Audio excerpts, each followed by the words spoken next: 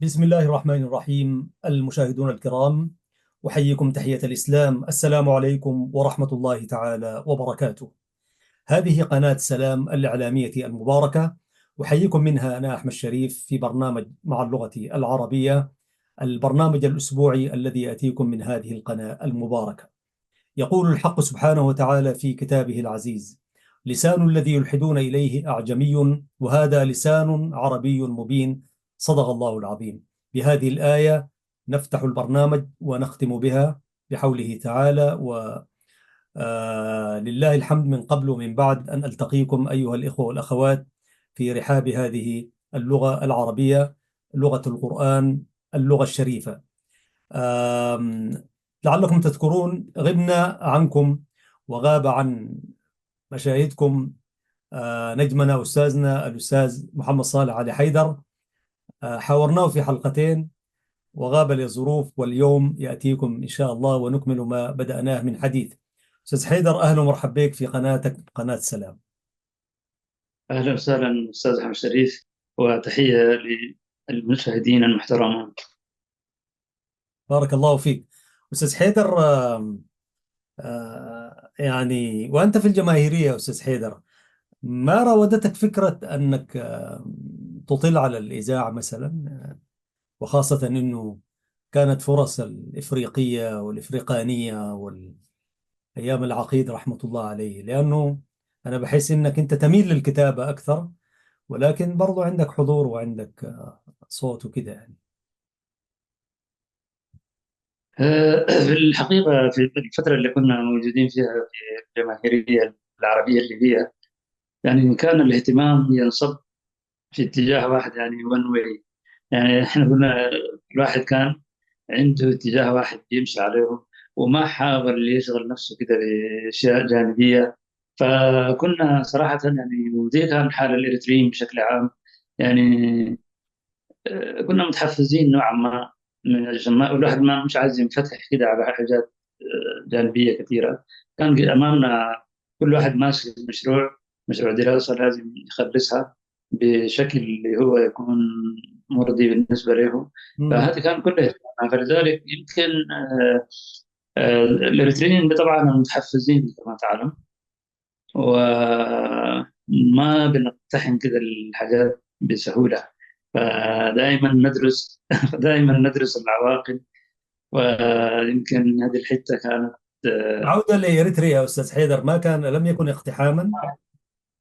كان الواحد يركز عليها، انه ونسبة لاننا دائما نشوف قبل المنطلق نشوف العواقب. فالواحد كان يركز على الدروس هذه عشان تكون العاقبة بأي طريقة تكون مقبولة. فمن هذه الناحية يعني تقدر تقول الواحد كان عنده شغف الكتابة من بدري، صحيح. وهذا اللي عرفه طبعا من خلال الزملاء اللي يقول له والله انت عندك امكانيات كذا وكذا. لكن الواحد كما قلت يعني مم. كان عنده خاص إنه بس في تركيز كله كان على الدراسه. والتحصيل الأكاديمي جميل. أستاذ حيدر، في هذا اللقاء إن شاء الله هي الحلقة ستكون الأخيرة ضمن سلسلة الحلقات، ولكنها ليست النهاية يعني. سنفتح معك في مستقبل الأيام في مواضيع يتعلق باللغة وما إلى ذلك في هذه القناة أو غيرها إن شاء الله. أستاذ حيدر، في الجزء الأول سنتحدث عن الرواية، ثم في الجزء الثاني بعد استراحة سنتحدث عن واقع اللغة العربية في أروقة وزارة الإعلام. ليس لقاء، ولكن كل سيدلي بما شاهده وعايشه: إذاعة، تلفزيون، صحافة. أسأل الله أنه يوفقنا ربنا أنه نقدم الملف بتاعة الوزارة، وإن لم يكن يمكن أن نفتح عليه حوار آخر. لكن ندخل الآن في الجزء الأخير في الرواية، رواية ما وراء الأمل. هل كان هذا الاسم هو أول مرة يعني ما اهتديت إليه وما وقفت عليه، ولا كان عندك عنوان آخر؟ لأنه أحيانا عند الشعراء والأدباء والكتاب أحيانا بتتغير هنا حسب المشاهد وحسب الفصول وما إلى ذلك. فما وراء الأمل، أنا أحس على أنك أنت يبدو لي أنت ركزت عليه من البداية كان هو العنوان، ولكن دايرين نفهم، لأنه العناوين دي ما حاجة سهلة، وعنوان سيظل ثابت في الكتاب.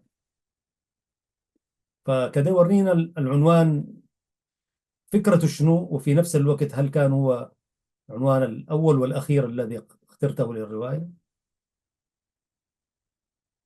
ما وراء الأمل مم. عنوان يمكن ظهر بعد كذا عنوان. مم. العنوان الأول يمكن يعني كان في كذا كذا عنوان وضعت المسرح هذه، لكن في النهاية جل الاختيار على ما وراء الأمل. وما وراء الأمل هو حكاية، يعني حكاية بتاعت معاناة، انفراجات، ثم معاناة فانفراجات فمعاناة مستمرة. فلذلك يعني كان الواحد، كل فينا، كل بني آدم في هذه الحياة لديه أمل، وما فيش إنسان مجرد من هذا الأمل. لكن هناك بعد الأمل في ما وراء الأمل، يعني كل واحد كمان عنده مساحة هو حاطها أو ينتظرها. فعندنا هي القصة بالتحديد، يعني رواية ما وراء الأمل حكاية معاناة لاجئ يجسده طفل صرع العدو الإثيوبي أمامه والده، ومكانة الوالد معروفة عندنا. يعني الوالد هو السند، هو كل شيء. ولما واحد عدو رديد مدجج بالسلاح يجي يصرع أمامك والدك، يعني هذا مشهد الواحد المشهد هذا يعني مشهد جدا رهيب. من هنا يعني حاولت بقدر الإمكان أن أجسد المعاناة التي بدأت من تلك اللحظة، واستصحبت اللاجئ الإنسان الإريتري في فترة المغادرة من البلد. بعد كده يجي لمعسكرات، يبدأ بمعسكر الأود الشريفين، وهناك حيث المعاناة الحقيقية تبدأ من تغيير الطقس، الطبيعة نفسها. يعني هو إنسان جاي من بيئة مغايرة تماما من ناحية الطقس وليس العادات والتقاليد. مم.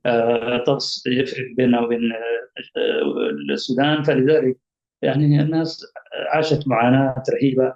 فبعد كده زالت المعاناة تستمر، وتحس إنه كان الإنسان الإريتري في الفترة هذيك بيستصلح أراضي بور، يعني أراضي بور بيستصلحها بحيث يخليها، يعني يجي لكل منطقة لما يستصلح فيها يحول لمنطقة ثانية.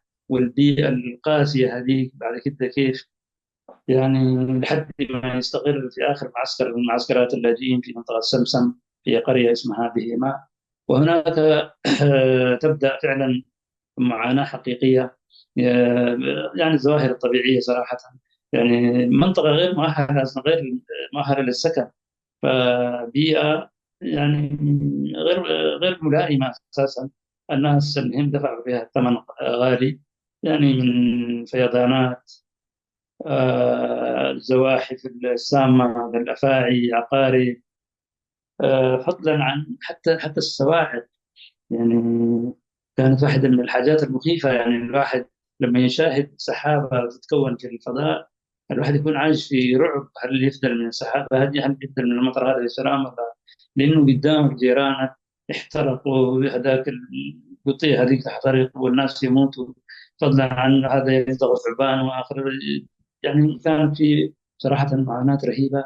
أنت الصباح لما تقوم، يعني تقوم على انه البيت عباره عن بركه عين، اللي هو الكوخ او القطيه. بعد كده لما ينتهي موسم الخريف يجي موسم يسموه الدرت بلغه المزارعين والفلاحين، اللي هو موسم الحصاد يعقبه بدايه الصيف وكذا. في الحته هذه في الربيع وكذا، وما في هناك ربيع اساسا، لكن هناك بتيجي في حريق، حشائش. المنطقة محاطة بحشائش بكميات غير طبيعية. من هناك المهم تجي شرارة مولع من مسافات بعيدة، تجي يعني وكأنها تلتهم هذه القرية، وأهل القرية يطلعوا برا كيف كانوا يواجهوها بالطرق المتاحة عندهم. يعني فمن جملة من المعاناة أنا حاولت أجسدها، نعم، نعم. أكرسها في هذه أنت الرواية قدر الإمكان. لخصت للمشاهد الكريم، وإن كان كنا تناولنا في النقد الذي قدمه الدكتور شعبان، لكن لخصت يعني فيما تدور الرواية. أستاذ حيدر، طيب، من العناوين اللي كانت مقترحة تذكر شيء منها؟ والله العناوين خليني احتفظ بها استاذ احمد. انت ناوي رواية ثانية. جميل جدا.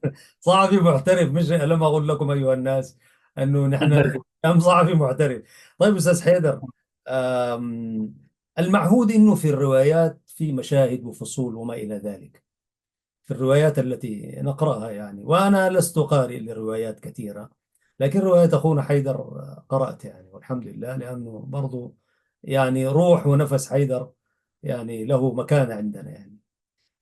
لكن فيما أقرأ بالروايات قليلة، ليس كالشعر والفنون الأخرى. هنالك فصول ومشاهد وما إلى ذلك. ما وراء الأمل كأنه هذا الأمل هو ليس له فصول ولا هو كده كتلة كده، وما وراء الأمل وكده يعني. أنت كتبت الرواية دي بغير الأساليب التقليدية أو الأساليب السائدة. هل تعمدت ذلك ولا جات هكذا خلقت؟ اولا اولا اشكرك كثير على هذا الكلام الجميل، وهذا من النبل طبعك.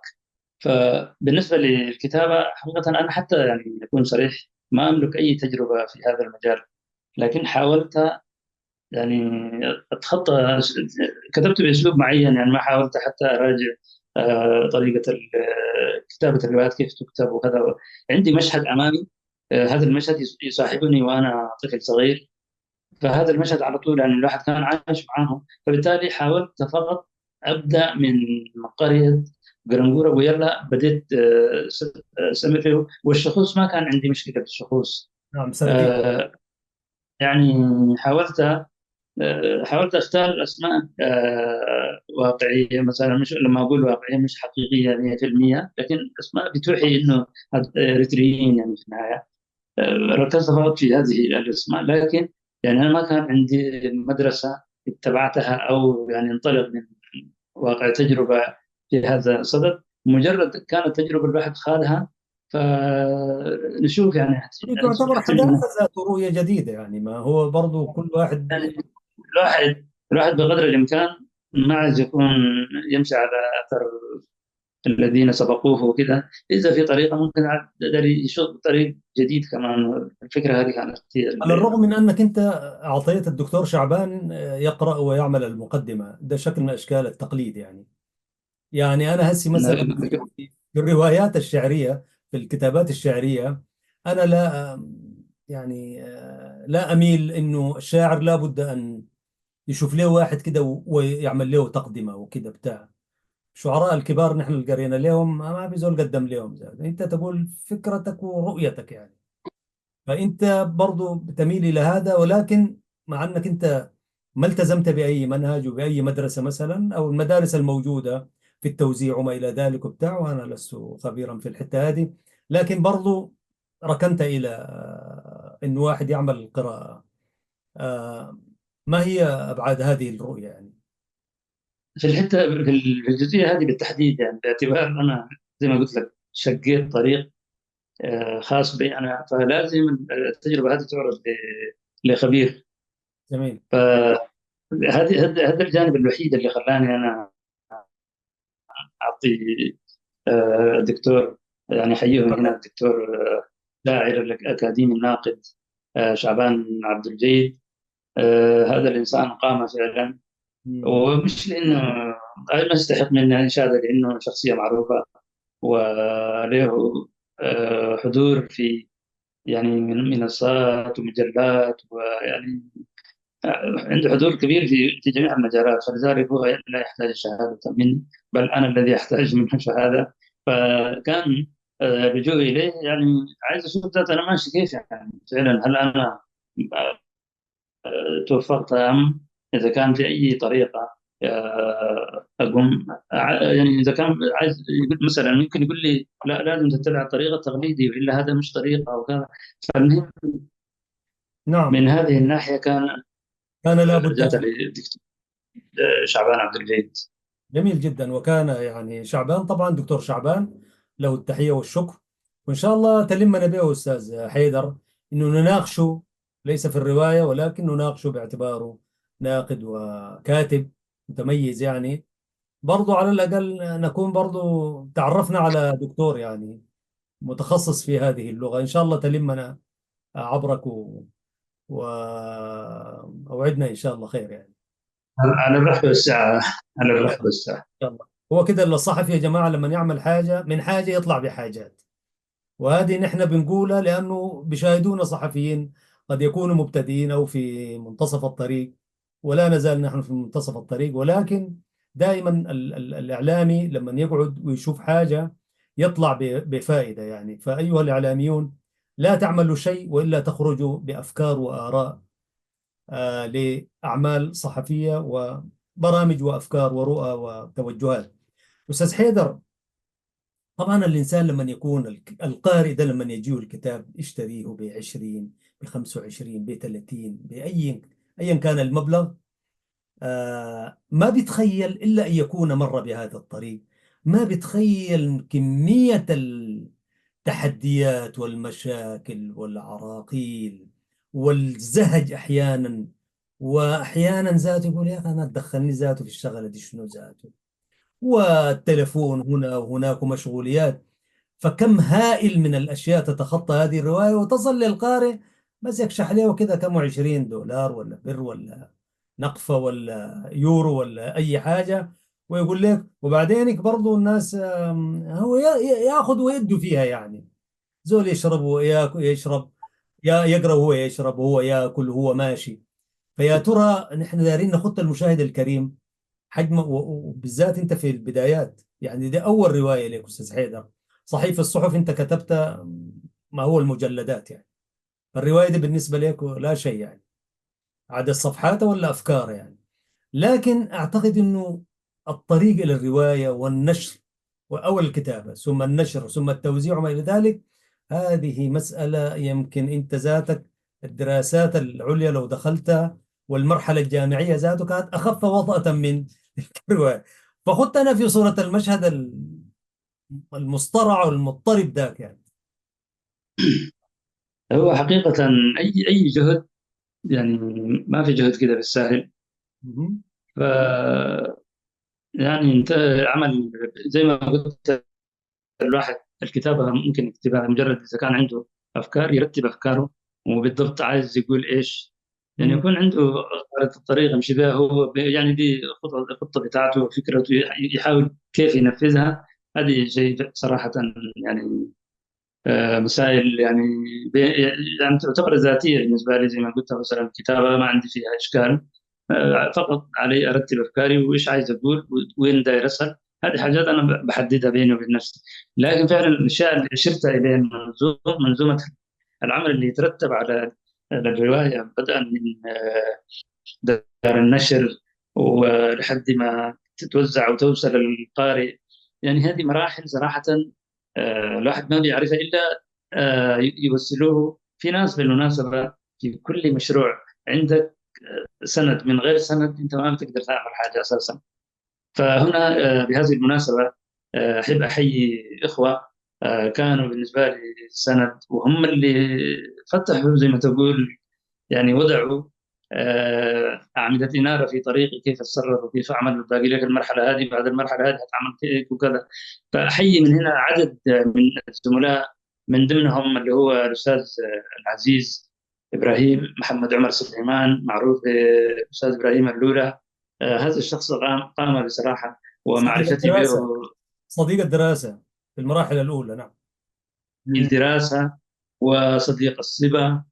فبالمناسبة يعني، وبهذه المناسبة أحب أقول يعني هو اللي، يعني بالمناسبة هو اللي أجبرني، هو اللي دفعني بشكل عملي عشان أخش أنا في المجال هذا.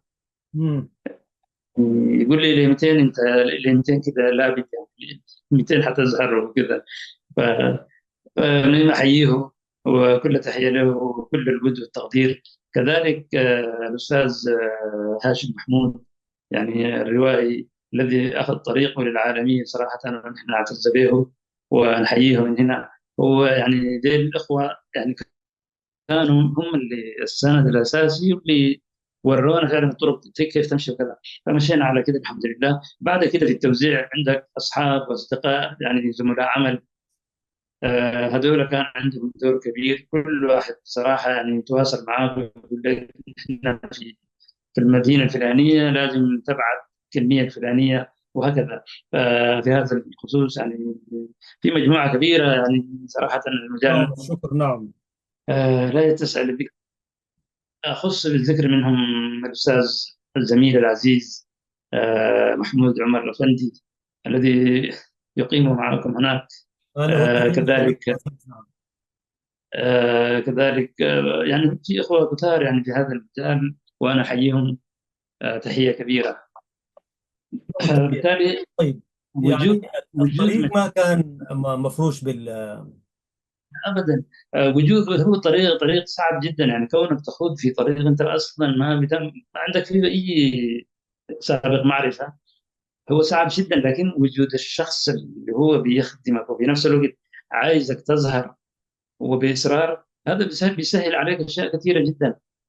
فالحمد لله يعني من ضمن الحاجات اللي الواحد قدر يكون إنه شعر إنه الرواية هذه لامست شغف القارئ الكريم. يعني كثير من الناس يتواصلوا معي، في ناس حتى يعني الرواية وصول الرواية إليهم كانت بداية معرفة بالنسبة لنا. فكل واحد يقول لي ناصر، حسيت أنا ناصر وكذا، اللي هو أنا مم. ناصر هو اللي بيحكي الرواية كذا. فهذه كانت بالنسبة لي شيء جميل، لأنه يا أستاذ أحمد في كان عندنا بعض الملاحظات. مثلا الواحد لما يحكي عن معاناة معينة، عندنا في الوسط الإريتري بعض الشباب يعني تربوا في الغربة وما عندهم أي اتصال وعلاقة بالوطن وكذا، يقول لك معقولة الإثيوبيين كانوا يعملوا كذا؟ مم. المفروض أنت بتهول في المسائل وكذا. هذا يعني فبالتالي أنا من الناس يعني كنت بعيش بخزن في داخلي معاناة حقيقية يعني مع حياة اللجوء، معسكرات اللجوء اللي عشناها هذه. يعني الواحد لما يتكلم فيها في واحد هناك بيحس انك بتهول في المساله هذه لمجرد انك عندك غايه للتشويه وكذا. بالعكس يعني في الواحد يعني مراره المعاناه اللي احنا مرينا بها في يعني اللاجئ الاريتري هذه، مهما اوتيت من قدرات تعبيريه بتحس انك ما عكست الصوره كما كانت بالضبط يعني. نعم. هو حقيقة عزيزي المشاهد، لا زلتم ولا تزالون مع قناة سلامة الإعلامية المباركة، وحلقة في برنامج مع اللغة العربية. ومحدثكم اليوم هو الأستاذ محمد صالح علي حيدر، الصحفي والكاتب الروائي. حقيقة منذ أن خرج أستاذ حيدر من البلد، مكرها طبعا لا بطلا، كما خرج آلاف من العقول والكفاءات، آه، أنا آخذ منه كلمة لابت كده، يعني ظل لابتا، يعني لابت دي بلهجة سودانية، يعني قاعد كده في زاوية. فهو قليل الظهور وقليل الحديث في وسائل الإعلام. الإعلام الخارجي الموجود، أنا لا أقول إعلام معارض ولا مقاوم، ولا أقول إعلام الرسمي حيث تنتفي كل المقاييس والمعايير. لا هذا يمتلك مقاييس الإعلام المقاوم والمعارض، ولا ذاك يعني تتوفر فيه وتتوافر فيه مقاييس الإعلام الرسمي. ولذلك أنا تسميتي بقول إعلام الداخل والخارج. فالأستاذ حيدر في إعلام الخارج ما كثير الظهور، وكنت أتساءل، فكان لابد أن يكتب في روايته دي يعني. فهل نتوقع منك يباتا آخر أستاذ حيدر لتخرج لنا برضو برواية أو بمسرحية أو هل ستحترف كتابة الرواية، خاصة وأنه هذا عصر ويين يعني؟ فما التجربة التي خرجت بها بمعنى آخر؟ حقيقة بالنسبة لعدم ظهور تحت الأضواء وكذا، الواحد بطبعه ما ميال في الاتجاه هذا. مم. لكن يعني الواحد يحب يستمع ويشوف ويرصد. فلقيت إنه الواحد أحسن حاجة إنك تقيف كده شوية، تطلع من المنظومة خارج المنظومة وتتفرج عشان تقدر تقيم مم. المسار بشكل صحيح. هذا من وجهة نظري أنا، وهذا اللي يخليني دائما آخذ أركان كده قصية في الحتة هذه. بالنسبة لمجال الكتابة، الكتابة عندي شغف وعندي زي هواية كده. يعني حتى أنا ماشي يعني من غير مبالغة، مثلا تلقاني اخربش كده في اوراق من جمل ما عندها اي معاني حتى. كويس. بحب الكتابه شديد، وتسحرني الكلمه الجميله. بصراحه انا اعشق الكلمات يعني انا اعشق الكلمات، اقولها أنا عن نفسي. صحيح. فالكلمة الجميلة بتعمل يعني أضعف أمامها كثير. وفي جمل أحيانا أنت ماشي في موقف ما، أنت في حفلة، في سيارة، في القطر، داير تنوم، يعني بتجيك جملة كده بتعمل لك إزعاج. امم. اللحظة هذه أنا دائما أكون عندي قلم وورقة فاضية شايلة معي على طول. أخذت الجملة دي هنا، أكتبها مع السلامة، معناها هذه لازم يكون عليها موضوع. ف- فالكتابة الآن يعني صراحة إحنا يعني في الفترة هذه أنا وأحيي كل قلم سيال كتب في هذا الاتجاه. يعني الأخوة الإريتريين، الشباب اللي يكتبوا الآن، يعني أنا أحييهم. ونحن في معركة بصراحة لازم نخوضها إلى الآخر. يعني ما بالضرورة تكون روايات، ما بالضرورة تكون شعر. يعني المهم شنو، يعني لازم يكون عندنا حضور في هذا الاتجاه. يعني أنا لما أكتب عن رواية ما وراء الأمل، إنما أوثق حقبة زمنية معينة، 50 سنة مثلا، 5 عقود من الزمان، أحاول أحتويه خلال كذا صفحة في الكتاب. الذي يدرس هذه الرواية يعني هتعطيه إيحاءات بحيث يتوسع فيها أكثر وأكثر. فبالتالي يعني نحن الآن أمام توثيق أدبي بشكل أدبي، سواء كان شعر، سواء كان حتى كتب فكرية مثلا. كويس، لأنه ما حتكون بعيدة من الواقع أساسا. فبالتالي يعني أنا لقيت نفسي في هذا المجال، وإن شاء الله يعني حأسير في هذا. يعني أنا ركبت الموج هذا إن شاء الله، يعني نمشي فيه في الغريق بإذن بإذن الله، ولن يخرق السفينة أحد في الطريق إن شاء الله. الله. تكون هذه السفينة إن شاء الله. مشاهدينا الكرام، الآن نحن كده أدينا الرواية حقها، ليس الحقها الذي تستحق، ولكن يعني هبشنا وتلمسنا وقرأنا العناوين البارزة. سنتوقف قليلا مشاهدي الكرام في استراحة قصيرة مع الإخوة المخرجين، وبعد ذلك في الجزء الثاني من هذه الحلقة سندخل إلى هذا الحقل وهذا المبنى. هذا المبنى هو مبنى وزارة الإعلام في أسمرة. أستاذ حيدر طبعا عنده في أيام لها إيقاع، وأنا لي برضو كذلك أيام لها إيقاع مختلف تماما عن كثير من الناس اللي يعني بيسمعوا عن إريتريا بس. لكن وكما قيل يعني ليس من رأى كمن سمع.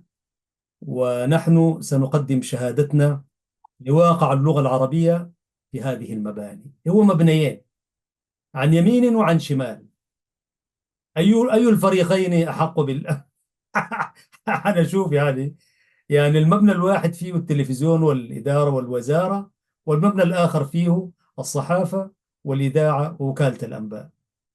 فدارين ندخل بكم إلى أروقة وزارة الإعلام لنحكي عن واقع اللغة العربية، وخاصة نحن نتحدث في برنامج مع اللغة العربية.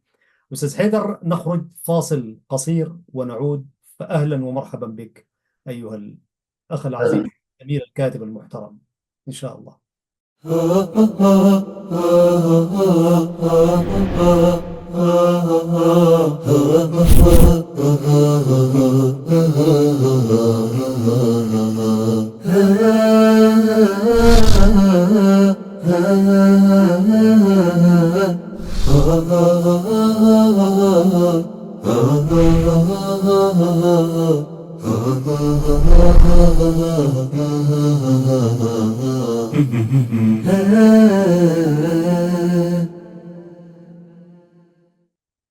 طيب، عدنا إليكم أيها الإخوة والأخوات من قناة سلام الإعلامية المباركة.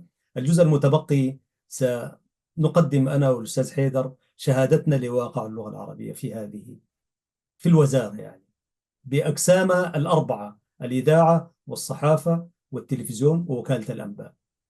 أستاذ حيدر، آه، هل كنت بتقرأ صحيفة إريتريا الحديثة قبل ما تدخل إريتريا في المهجر، لما كنت في ليبيا وأيامك في السودان، وقبل أن تلتحق بالوزارة لما جيت مثلا البلد في قندع وكده؟ آه، قبل ما أجيب على السؤال هذا، عندي حبيت كده زي مدخل للحديث. تفضل. بالنسبة للغة العربية في إريتريا، يعني تاريخها قديم جدا. آه، يعني اعتمدت بموجب المادة 38 في الدستور الإريتري اللي صادقت عليه الجمعية العامة للأمم المتحدة في 10 يوليو سنة 1952. من اليوم هذاك، يعني منذ ذلك التاريخ ولغاية الآن، هذا المبدأ الناس لا يمكن يتخلوا عنه أبدا. بقى مع اللغة العربية من ذلك اليوم، يعني صارت تشكل وجدان المجتمع الإريتري بالذات، مجتمع. احنا الآن هناك اعتمدت بالإضافة للعربية هي اللغة التجرينية، فلذلك العربية بتشكل الوجدان الإريتري، وتعتبر هوية إريترية يعني. مم. فلا يغر إنه واحد يتكلم ساهو، تجرايت، بلين، نارا، والعفر، كويس، كنامة، حدارة. يعني اللغات هذه نحن نعتبرها مجرد يعني أشياء منزلية زي ما تقول، لكن في الهوية وكذا عندنا الجانب اللغة العربية. وبالتالي أعتقد واحد من المبادئ التي ناظرت الثورة الإريترية من أجلها هو تأكيد هذا المبدأ، مبدأ اللغة العربية. فلذلك ما تستغرب في، يعني الآن نحن بنتعامل باللغة العربية من هذا المنظور. أنا على طول بتعامل معها بهذه الكيفية. أنا ما بعتبرها دخيلة على مجتمعنا أو تشكل تهديد اللي هو يعمل على ذوبان اللغات المحلية. اللغة المحلية هذيك لا يمكن تذوب، لأني أصلا أنا بستخدمها في بيتي. إذا كنت أنا متعصب مثلا، وأحب أحافظ على الخصوصية وكذا، خلاص أنا عندي منزل وعندي مساحة كافية أقدر أتواصل بها باللغة اللي عندي أنا. إذا كنت نعم. إذا ما اعتبرت العربية خصوصية، كويس. فبالتالي من هذا المنطلق، يعني الناس صراحة يعني كانوا بيناضلوا، وكل واحد كان يناضل في كل الاتجاهات. ونحن في الشرق الأوسط خذنا في هذا الاتجاه، درسنا في مدارس كلها مناهج عربية، ما واجهتنا مشكلة إنه بكرة كيف أنا حلها يعني. فأكبر كارثة كانت إنه الواحد لما رجع البلد وهو يحمل كمية من المعارف والخبرات، فوجئ بأنه كل الذي فعله إنما كان عبارة عن أدية حياته بلغات أجنبية مثلا، ما عندها وجود. والحجة كانت دائما الحجة المتبعة إنه إحنا بينقصنا الكادر المؤهل. وهذا طبعا الكادر المؤهل هذه حجة أنا مش عارف هتستمر لأمتى، يعني في 200 مثلا. فمن هنا إحنا بالنسبة للغة العربية صراحة، يعني الواحد لازم يتعاطى مع الجانب هذا بشكل مسؤول. مم. لأن أصلا دي ما حاجة دخيلة، يعني دي حاجة معتمدة في 20 يوليو 1952 أيام كان مم. وجود لنا وجود يعني. ونحن قاعدين نأسس ندع اللبنة الأولى للتعايش، كيف نبني دولة تكفل الحقوق للجميع. نعم. يعني كيف نبني دولة إنه واحد ما يحس فيها بالغبن. بالتالي يعني إذا كان المسألة هذه تعرضت لأي إشكالية، هذه يبقى إخلال واضح بالمبدأ اللي أصلا الثورة الإريترية انطلقت منه. الثورة الإريترية ما حاربت اللغة التجرينية كلغة رسمية أبدا، والثورة الإريترية ما حاربت إنه اللغة العربية هذه لغة دخيلة ولازم إحنا بنستعين منها بحاجة. فبالتالي من هذا المنطلق أنا على كل حال هذه هي قناعتي. جميل. طيب وناس نرجع للسؤال. يعني إريتريا الحديثة دي اللي أصبحت أحد كتابة تمرست فيها وتخرجت وتركت مدرسة نستطيع أن نسميها مدرسة الأستاذ حيدر في فن الكتابة. هل كان لك سابق معرفة بها وقراءة كصحيفة؟ بالنسبة لصحيفة ريتل الحديثة، أنا كنت أسمع عندنا صحيفتين، عربية وتجرينية، إريتريا الحديثة. فصراحة يعني في الفترة اللي كنا فيها خارج البلاد، حقيقة ما كان عندي أي احتكاك بها. لكن لما رجعت البلد، شيء طبيعي طبعا، هي الوحيدة المدخل بالنسبة لي للمجتمع المجتمع الإريتري، نعم. و... الإريتري، يعني مواكبة الأحداث اليومية إلى آخر هذه الأشياء. ولو أنه كنت أسمع دائما من الجمهور القارئ اللي بيقول إريتريا الحديثة هذه مجرد نسخة تردد حاجات نشرتها صحيفة تجرينيا مثلا، حداثة إريتريا. مم.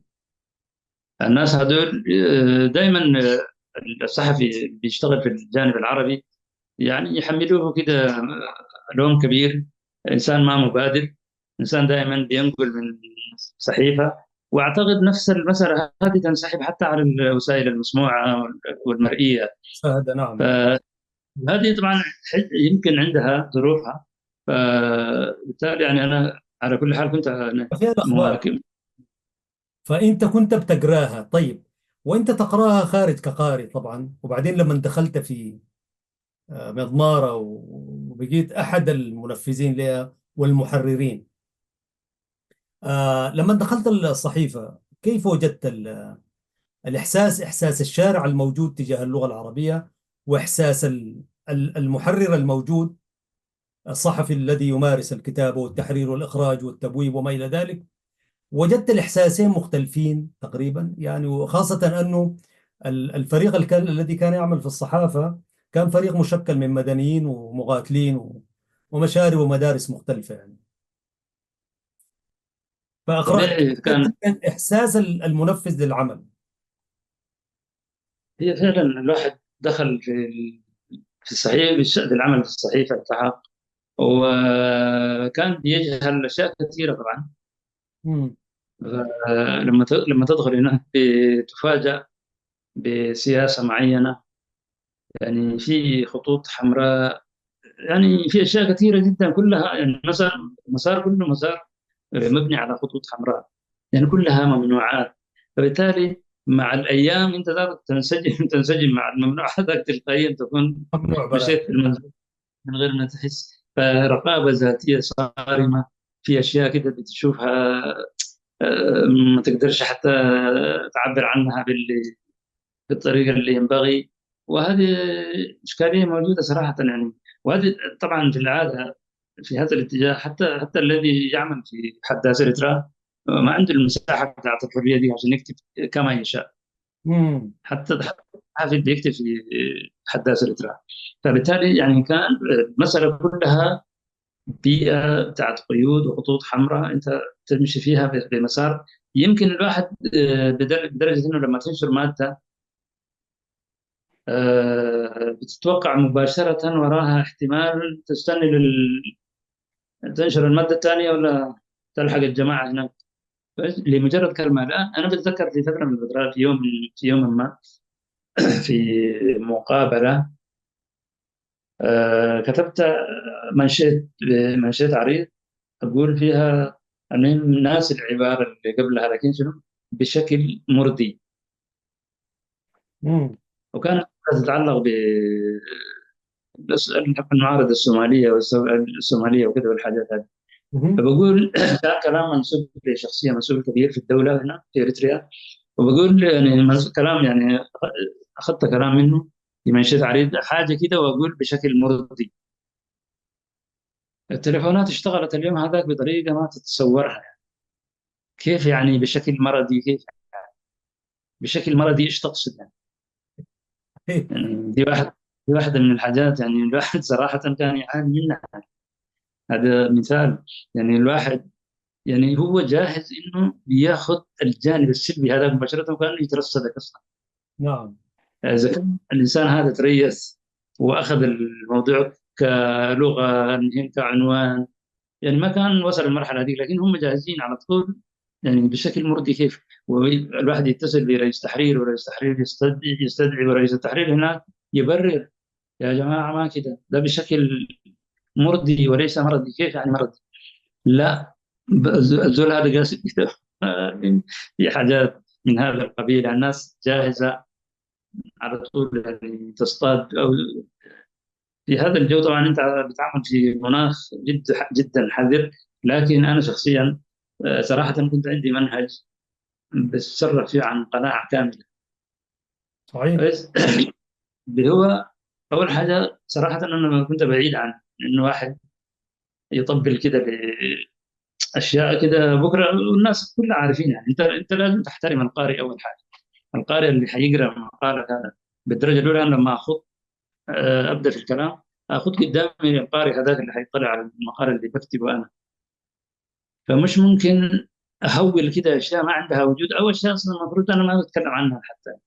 كده أفقد حتى يعني أنا عند القارئ يكون في مواصفات معينة. فلذلك أنا كنت بحافظ على أن على القارئ بتاعي هذا لازم أحترمه ويحترمني كمان.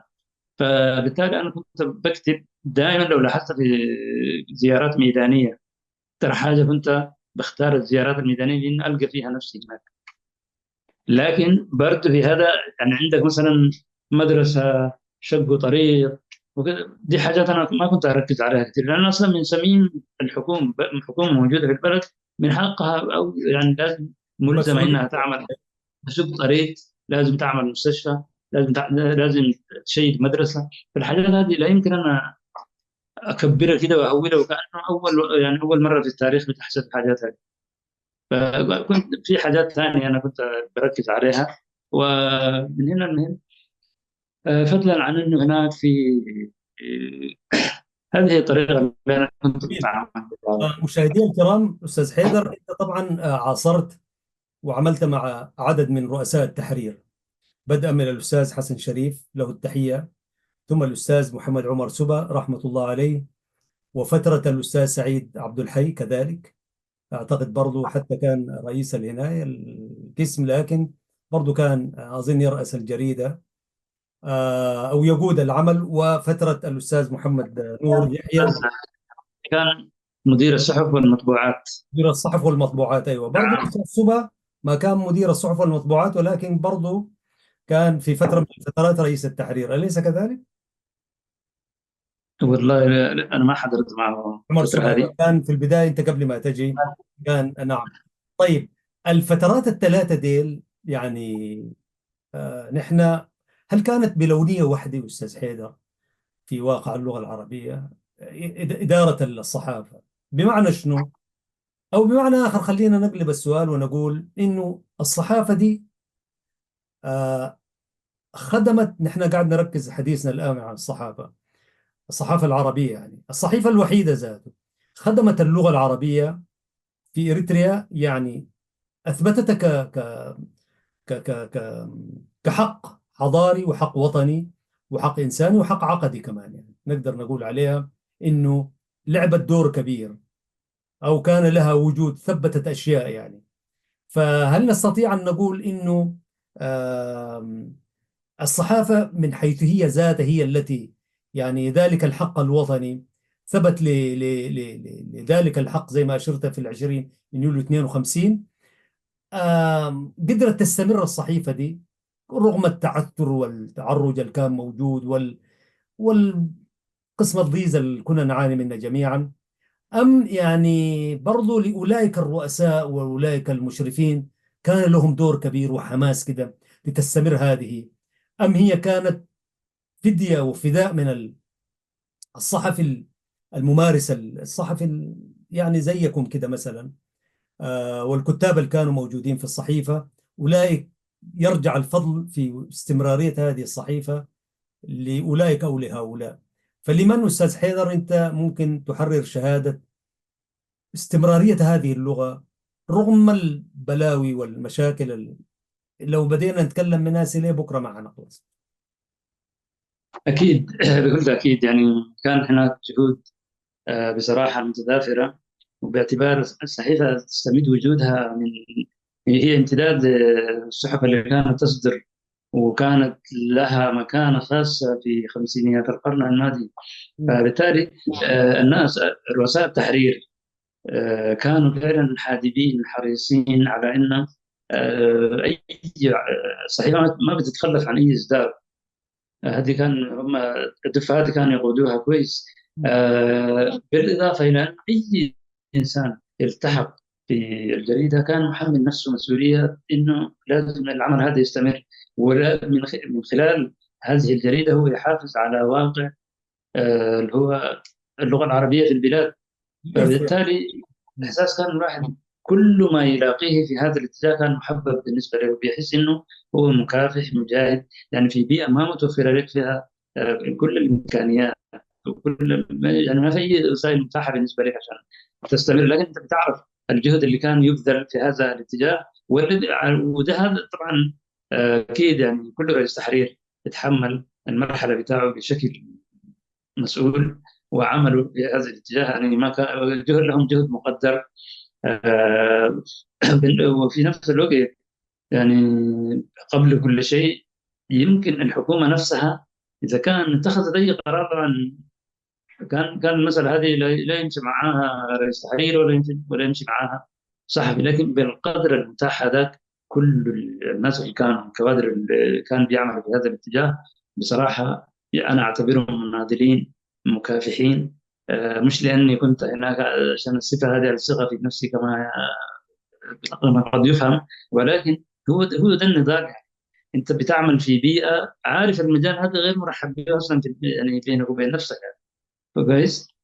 لكن في نفس الوقت عندك قناعة كاملة وانت والفريق العامل، من غير ما يكون عندك جلسات عشان تتحاور فيها الحاجات هذه، عملية تلقائية، يعني كل واحد عارف نفسه بيناضل في واقع للحفاظ على هذا الاتجاه. يعني دي يعني واحدة من الخصوصيات أو واحدة من الجوانب المهمة اللي واحد من مسؤوليته إنه يحافظ عليها. فبالتالي كل المجموعة وكل الرؤساء المحترمون اللي أنا عملت معاهم أعتبرهم كانوا مسؤولين، وكانوا كل واحد متحمل فيهم المسؤولية وعارف يعمل في إيش. مم. فبالتالي كان بصراحة تعامل ككادر، يعني بدأ مثلا حتى يعني مدير عام المطبوعات كويس باعتباره يعني ما عنده معاه علاقة مباشرة، لكن بصراحة يعني كان في تعاون أسري بشكل يدفع العمل لقدام. ولذلك بهذه الروح الناس كانت تعمل، يعني عددنا كم كان في الصحيفة، وأنت عارف يعني عشان تصدر صحيفة عشان تملى صفحة في الصحيفة، شوف الجهد اللي حتبذله. لكن هذا كله كان زي ما قلت يعني كان الواحد بالنسبة له محبب الجهد اللي بيبذله هذا. ليش؟ لأنه هو بينه في قناعة كاملة إنك بتحافظ على واقع ما من خلال هذه الصحيفة. فضل يعني بصرف النظر عن الانطباعات الخارجية في الشارع الإريتري، قصدي عفوا في الشارع الخارجي. في الشارع هناك الناس بيقولوا لك يا أخي الجريدة هذه مجرد ناقلة لأخبار تقرينية. انت ليش انت قريت يعني اخبار تقرينيه اصلا ومش عايز تقرا الصحيفه هذه؟ دي مشكلتك انت يعني. ف مم. وشوف أستاذ حيدر، شهادتك 100%، يعني ما في أي مبالغة. وأنا برضو شاهد عيان. أنا لما جيتكم كنائب رئيس التحرير في الجريدة حسيت حقيقة بالمعاناة الصعبة اللي كنتوا تعانوها، يعني ما أقل. يعني نحن في الإذاعة كنا نعاني برضو، لكن معاناة الكتابة ليست معاناة الإذاعة في الصحيفة، لأنك أنت بتكتب بستاندر يعني عالمي. يعني صحيفة الإذاعة برضو كان عندنا هناي، لكن في الستاندر اللي هناي، لكن هي لغة المستمع. يعني تعمل معاه مقابلة حتنزل أسلوب كلامه وكده. إنما في الصحيفة بتكتب بلغة فصيحة ولغة عالمية، يعني لغة تعتمد على قواعدها وأسسها وكده، من حيث اللغة بالذات يعني مثلا. وفي نفس الوقت تصطحب معك كل الأساليب الإعلامية الصحفية المعهودة. فحقيقة الفريق الذي كان يعمل كان يقدم معجزة يعني. على الرغم من ذلك أستاذ حيدر، برضو هذه الصحيفة، أنت أثنيت على كل الزملاء والأساتذة الراحلين لهم الرحمة والموجودين لهم التحية، لكن هذه الصحيفة كانت مستهدفة من الشارع، من القارئ العربي ذاته، الصحيفة العربية دي بالذات يعني.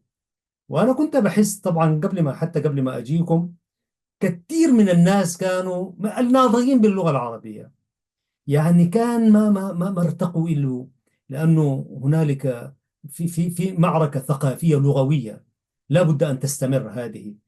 فكانت الصحيفة مستهدفة من الناطقين بالعربية. وإذا فتحنا هذا المجال طبعا كبير يعني، وأنت أشرت إشارات. فكيف تخطت الصحيفة بذلك العدد المتواضع جدا القليل تلك الحرب الرسمية من الجماعة الحاكمة وغير الرسمية من الناس الموجودين في الشارع، الذين يعني كان يسرهم أن تسوء أوضاع الصحيفة؟ ما هي منطلقات أستاذ حيدر كقراءة طبعا مرجعاتك؟ اكيد انت فعلا عشت الواقع هذا اللي تقول عليه، وهذا كان من يعني اسوأ احساس ممكن الواحد كان ينتابه، انك في الوقت اللي الواحد المفروض يقدر الجهد اللي بيطلع هذا من خلال الجو العام، لكن هو اول من يسلط عليك الاضواء ذاته هو اللي بيبين انه الموضوع الفلاني فيه وكذا. يعني تليفونات بصراحه بعد في مواضيع بتطلع فيه وراه وتنتظر تليفونات وتليفونات وتبريرات، انا ما قصدي وانا مش شنو، اشياء عجيبه. انا من الحاجات اللي كانت بتواجهني في الشارع واللي كنت استغربها كثير في البدايات، طبعا بعد كده اخذنا مناعه طبعا. واحد يقول لك والله جريدتكم دي انا اقراها من الصفحه الاولى لاخر صفحه، يا اخي والله ما شاء الله، نحييك وكذا، لكن ما لقيت فيها جمله كده غريبه انا ما بعرف معناها والله. اوكي. انت بتتوقع انه حد يوجهك توجيه معين الزول ده لو قلت وكذا. له تعال بالله اكتب لنا كده مقالة او هنا اكتب لنا اسمك في الجريدة اللي لو قلت له حيكتبها. الجواب المناسب هنا بتقول له الحمد لله، احنا مبدأنا انه ننشر بحيث يفهمها كل واحد، وانا كده سعيد لما اسمع انه الجريده مفرداتها كلها، لكن ليش انتم ما تطوروا اسلوبكم وكده؟ لا اقول له هذاك في ناس يكتبوا هناك كتب وفي كتاب خاص وكده خواطر، احنا ما بنكتب خواطر، احنا بنكتب عشان الجريده يعني. لكن في المقابل والله يعني عندنا ناس كانوا بيحترمونا، مجرد ما يسمعوا الاسم يجوا يحيوك ويسلموا عليك ويشجعوك وياخذوا، يقول لك معلش اشتغلوا بس انتم هنا انتم مكافحين وكذا. ففي بصراحه، لكن الطابع العام يعني صراحه الشارع العربي هنا اول حاجه في كلام يمكن انا من واقع تجربتي بقوله، ما اول حاجه ما بيشتروا الجريده جماعتنا. إذا واحد اشترى كفاية إنه هو يروج لحاجة، الشارع كله يروج للمعلومة دي، قريتها فيها صفحة مين اللي كتب كده أنا سمعتها، يقول لك أنا سمعتها. ففي المقابل أو عندنا يرصد ناس هناك يرصد الأخطاء. الرصد أخطاء، في نفس الوقت ما شافوا أصلا ولا سمع آه. من واحد ويرد والإشاعة تنتشر خلاص هناك. فبعد كده في المقابل عندنا ناس أصحاب مشروع، لو شافوا جريدة حداثة الإطراء في الشارع يخطفوها على طول، إن كل واحد يشيلها معه، ما بالضرورة يقراها، بس المهم عرضت يعني تشجيع لازم صحيح هذه. وأنت أكيد عشت معنا تجارب ساعات التوزيع ومشاكل التوزيع، هذه كمان مسألة ثانية. لكن قبل ما نوصل التوزيع نفسه، القارئ بتاعنا يعني مش والله عارف. شر البلية ما يضحك طبعا، مش كده يا أستاذ حيدر؟ والله هذه ما كنا هجوم، بنفتح هذا مع الصحيفة دي لا إله. ما في مرة من المرات عارف أستاذ حيدر، يعني الصحيفة كانت تواجه بحرب من داخل الوزارة، مش بجهات رسمية عزيزي المشاهد. صحفيين عاديين يتحركون ويأكلون في الأسواق ويتحركوا زيهم زي الناس، صحفيين موجودين في قلب الوزارة في واحدة من العناية. فكانوا هو ما موجود في الصحيفة لازم يستهدف الصحيفة، ما موجود في الإذاعة لازم يستهدف الإذاعة، ما موجود في التلفزيون وهكذا. فيوم من الأيام أنا حتحفظ عن الأسماء أستاذ حيدر، لكن حاحكي تفضل. واقع. أنا عملت مقابلة مع أحد الفنانين، الآن هو فنان مشهور يعني، يغني بلغة التجريت يعني، وفنان له مكانته اليوم يعني. فعملت معه مقابلة كاملة لأنه شفته من الفن كأنه بدأ يتجه إلى التمثيل وما إلى ذلك. فقلت برضو، وأنا كنت أرتاح له وأعترف بأنه هو فنان يعني. فعملت معه مقابلة وصفحة كاملة، وعنوان كده بارز وبتاع. فنزلت الصحيفة، فأحد الصحفيين برضو أتحفظ عن ذكر اسمه وهو يعرف تماما، فقال له بالحرف الواحد، ويقول للزول اللي عملت معه المقابلة، قال له: طالما أنت تريد أن تعمل مقابلة، لماذا لا تعملها في جريدة الملايين دي اللي هي تقرينيا مثلا؟ تعملها في جريدة العشرة قراء. وهو هذا الرجل لو لم ينطق، لو لم يعرف اللغة العربية، ما كان له وجود في الوزارة أصلا يعني. ولا يعرف التقرينيا ذاته، ولا يعرف غير العربية، لا يعرف شيء. فاستغرب أخونا الفنان، فقام رد عليه، ثم جاء إلي ونقل إلي الكلام لأنه أنا عملت معه المقابلة. فقال لي: يا أخي، أحد الصحفيين الكبار يعني، فقال لي: يا أخي، أنت إذا أصلا أنت غاوي إجراء مقابلة، ما تعملها في جريدة الملايين يعني. اللي الملايين دي يا تهي. قلت له. قال: التقرينيا. قال له: تعملها في جريدة العشرة قراء اللي ما بيقروها ذاته. فقلت له: بماذا رددت عليه يعني؟ وهو رجل يعني يعني يدي عنده ردود قوية كده يعني. فقال: أنا رديت عليه وما خليته. قلت له: عليك الله. قلت له: شنو؟ قلت له: قلت له، قال: أولا يكفيني شرف إنه حتى لو جريدة العشرة قراء يقروها 10 أشخاص، يكفينا أنه هي لغة القرآن، اللغة العربية أتشرف بها. أول حاجة، يا سلام. هي لغة عربية أتشرف بها. الشيء الثاني، جريدة الملايين اللي قاعد تقولها دي مبالغة. قلت له. قال: وجريدة الملايين دي بالنسبة لي أنا ولا تعني شيء. أنا ما عندي فيها كلام، ولا عندي فيها جمهور. جمهوري أنا المستهدف هو جمهور الذي يقرأ هذه اللغة. فقلت له: رأيك شنو؟ قال لي. قلت له: كبد كتب رد. قلت له: هذا هو خيرا يعني. فعلت. قلت له: يكفيني شرف انه هذه الجريدة العشرة دي هي جريدة لغة القرآن الكريم. فأنا قصدي انه هذه اللغة، والله الحكومة دي نعم مستهدف، لكن والله هنالك من هو يستهدف هذه اللغة من بني جلدتنا، من المتحدثين بلغتنا، من يعني حاجة سبحان الله. فهذه بس حبيت عملية أقول أستاذ صراحة، عادل. صراحة هذه عملية محزنة فعلا. يعني ما بيخلوك لصاحب المشروع الآخر هذا. ها، يعني المشمر عليه كل أسلحته. وفي نفس الوقت بيخدموه ويترجموا له. يا أخي، عندنا مشكلة صراحة. أنا مرة بحضر في قناة الجزيرة، هناك في الجريدة، خبر يعني كنت قدام في الصالة المعروفة هذيك. أيوه. في صحفي لبناني اسمه جورج مين كده، ما كان يحلل في القدس عاصمة عربية وما عارف كذا، كان حاجة. فمعي رئيس تحرير حداث إريترا، أيوه. قال لي قاعد يقول شنو، بيتكلم في شنو هذا؟ قلت له قاعد يقول القدس وكذا وما عارف ايش ايش ايش. قال لي شنو هو مسؤول؟ لا لا، قلت له صحفي اسمه جورج كده مين؟ قلت له مم. كيف؟ قال لي اسمه منو؟ قلت له جورج كده حاجة. يعني قال لي مسيحي؟ قلت له ايوه مسيحي. كيف مسيحي؟ قال لي ليش؟ قلت له ما قاعد يتكلم عربي. مسيحي كيف يتكلم عربي؟ آه.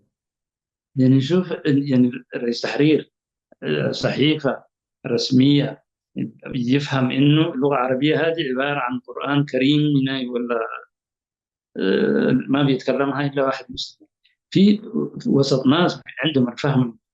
أيوه. فلما تجي الحرب الثانية، الحرب البينية، من الذين واحد التحقوا بالوزارة بس. لأنه يتكلموا اللغة العربية، يجي يحارب هذه هي. اللغة العربية. يعني والجريدة طبعا بصراحة كانت مستهدفة زي ما قلت من داخل الوزارة نفسها. وعندنا تجارب صراحة، المجال ما يتسع لذكرها لك هذه. من ضمنها مثلا، وانت تكون عاصرت الاحداث هذه، في مقالات مرات في الوسائل المرئية ولا المسموعة بياخذوها من الجريدة. كويس. مم. بعد كده يعني تمشي مثلا في زيارة ميدانية، فأنت بتكتب التقرير يطلع في الجريدة، وقبل ما تطلع طبعا يجيك بياخذ منك مثلا اللي هو في الإيفور المادة بتديها على أساس إنها تكون معاه باعتباركم كنتم مع بعض. مم. بكرة الجريدة لما تطلع يمسك الجريدة هنا ويجيب الإيفور اللي أنت أعطيته، يقارن، يقول لهم يا جماعة إحنا ما نشتغل ولا كيف؟ يعني أنا بكرة الموضوع ده أنا أقدمه كيف؟ يعني الزول ده ما خلى كلمة بحذافيرها قارن بين هذا وهذا، يقعد يقارن في الحاجات هذه. فكان بنعاني صراحة من أنا والله. أشياء. مم. حقيقة لكن يا كل أستاذ حاجة حيدر طبعا كان نعم. عندنا قناعة إنه إحنا ماشيين في الصح، ولازم الواحد يصمد، والأمور ما حتستمر كده، والواقع هذا أيضا حيتغير. فبهذه الروح الواحد يعني كان صراحة بيشتغل وإلا يعني كان في واقع صراحة مش نحن مهيأ أصلا. نحيي زملائنا القابضين على الجمر في هذه المباني أقسامها العربية المختلفة، يعني إذاعة، والله تلفزيون، صحافة، وكالة. وكان الله في عونكم أيها السادة والسيدات المكافحون لشرف هذه اللغة. برضو الناس المرجفون في وسط في المبنيين، برضو اتقوا الله نقول لهم، لأنه والله لولا هذه اللغة التي تحاربونها ما كان لكم موطئ قدم في الوزارة. وحتى الذين خرجوا من شباكة ولا من أبوابها، برضو لأنكم عشان أنتم بتعرفوا اللغة العربية برضو تتنفسوا الهواء. ولذلك لا تحاربوا، يعني نحن إنا لفي زمن ترك القبيح به من أكثر الناس إحسانا وإجمالا، كما قال المتنبي يعني. فأتركوا وهذه طبعا اللغة هذه تزدهر رغم المعاناة التي تعانيها من النظام الحاكم يعني. وهذه طبعا قال لك إذا كان فيما معناه زي ما تقول، إذا أراد الله نشر فضيلة سلط لها لسان حسود. يا سلام. ف- يعني ما في خوف. يعني نعم إن شاء الله. بقدر ما تحارب فهي صامتة إن شاء الله. إن شاء الله بإذن الله. أستاذ حيدر، أنا سعدت بلقائك على 3 حلقات، وإن شاء الله يعني لا تبخل علينا بالإطلال يا أستاذ حيدر إن شاء الله يعني. فأنت الله يبارك. رجل لك أمانة ومسؤولية كذلك أن تتحدث للناس بالمشاهد والوقائع، لأنه يعني انزواء الناس شهود العيان. بقينا نترك المجال لمن سمع فقط، سمع في قهوة، سمع في حاجة. فزوالنجر زي ما يقولوا باللغة التقرينية، يعني الذي حدث المشهد وعايشه، لمن يحكي عنه بصدق يعني. ولذلك ليس من رأى كمن سمع. أيها الإخوة والأخوات، أحييكم مرة ثانية وأشكر حسن متابعتكم. يقول الحق سبحانه وتعالى في محكم تنزيله: لسان الذي يلحدون إليه أعجمي وهذا لسان عربي مبين، صدق الله العظيم. ويقول الشاعر كذلك: الحي حي من حياة لسانه، فإذا أبيد من اللسان أبيد. كنتم في 3 حلقات مع الأستاذ محمد صالح علي حيدر، الصحفي المحترف والكاتب الروائي. إن شاء الله نلتقي بك مرة ثانية أيها الأخ العزيز. لك التحية والسلام للأسرة العزيزة ولأصدقائك في مهجرك غير الاختياري. وإن شاء الله نلتقي مرة ثانية في أروقة وردهات الوزارة إن شاء الله قريبا وليس عاجلا، وما ذلك على الله بعزيز. شكرا لكم سيداتي سادتي، والسلام عليكم ورحمة الله تعالى وبركاته.